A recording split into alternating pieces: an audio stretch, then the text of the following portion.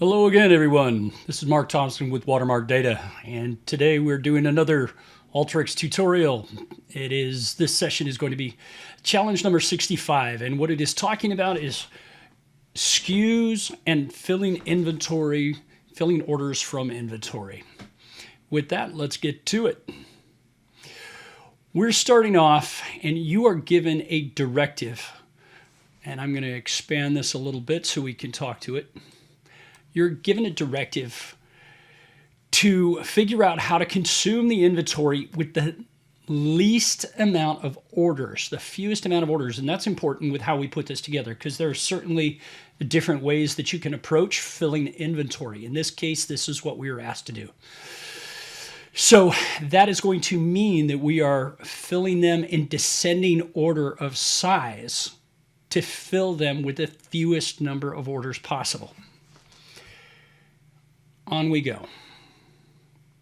We have two pieces of information here. We have a supply list, and that is, here is what we have available to us, the quantity and the SKUs that's coming in from a text input file. Additionally, we have an order list of 680 orders, and we are going to look at fulfilling them. The first thing we do, and I'm going to run this real quick.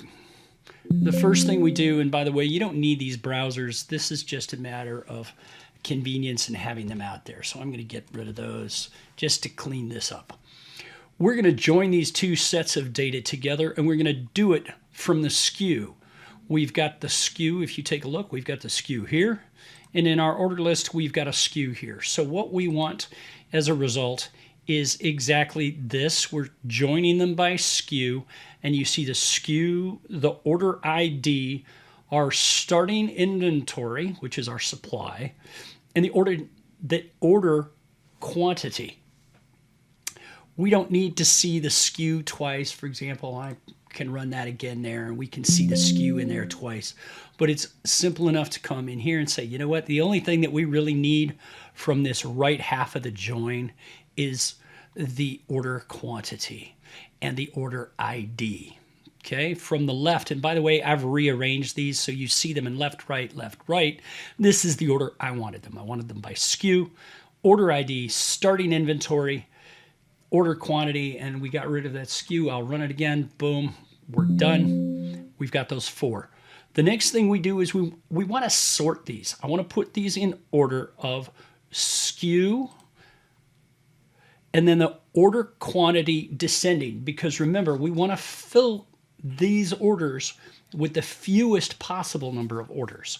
And then lastly, order ID, because theoretically and ideally, if you have two orders and they're the exact same, you would want the one that filled the order that was placed first, right? So now we get into the meat of this, and this is a multi-row formula, and I've used this in the other videos, but we're going to talk through it because this is really kind of the heart of today's session. I'm going to pull this up, and we're using an if-then statement. So here we are with sort, and then when I come over here, you can see that it adds a column remaining inventory. So let's talk through what this does. First things first.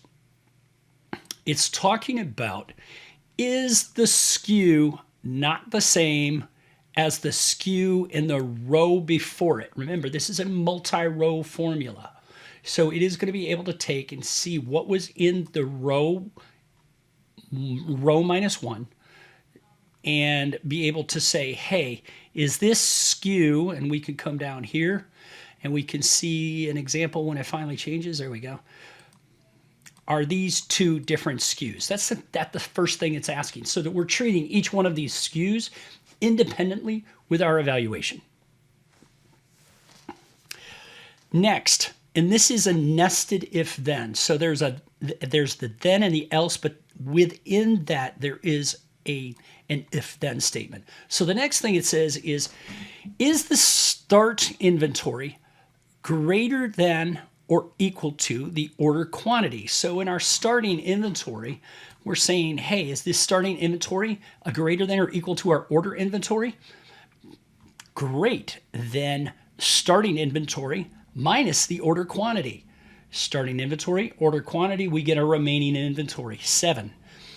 Otherwise, just give us back the starting inventory. If the order quantity is larger, we can't fulfill any orders, and this was part of the instructions up here. You can't fulfill partial orders. For example, if it calls for 4 and there are only 3 left, you can't fill it. So no partial orders in this particular exercise.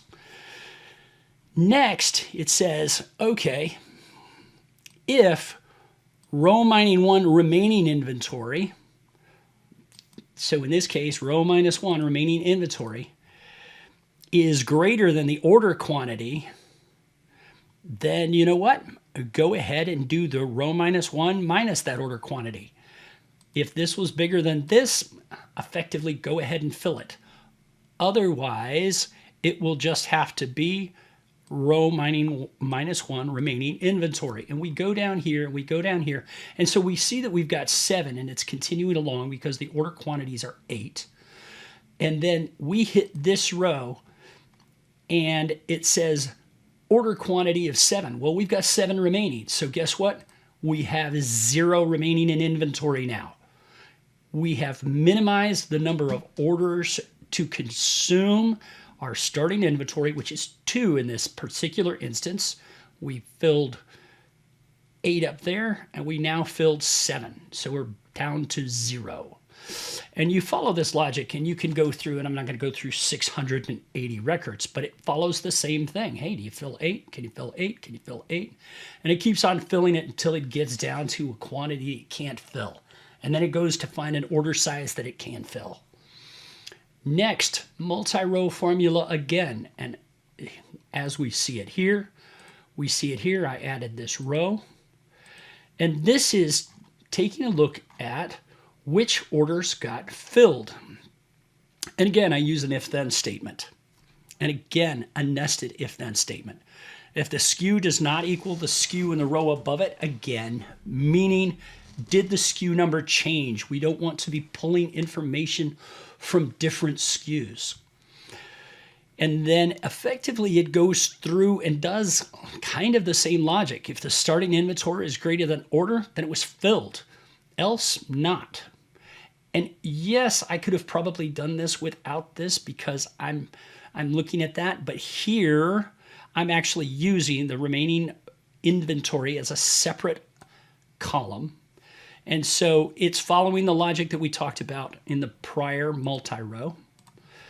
Only this time it's saying filled or not filled.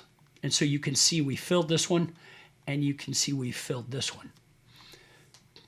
Hopefully that makes sense. If anybody has any questions, feel free to drop a note. I don't want to continue taking too much time with this. And then finally, a simple filter. Is the order filled, this column, equals filled? True, false. When we run that, we now have a list of 197 records where all of the orders are identified as filled. And here, coming out of the false, these were not filled. These are your remaining orders that you still have to address. That wraps it up for today on this session.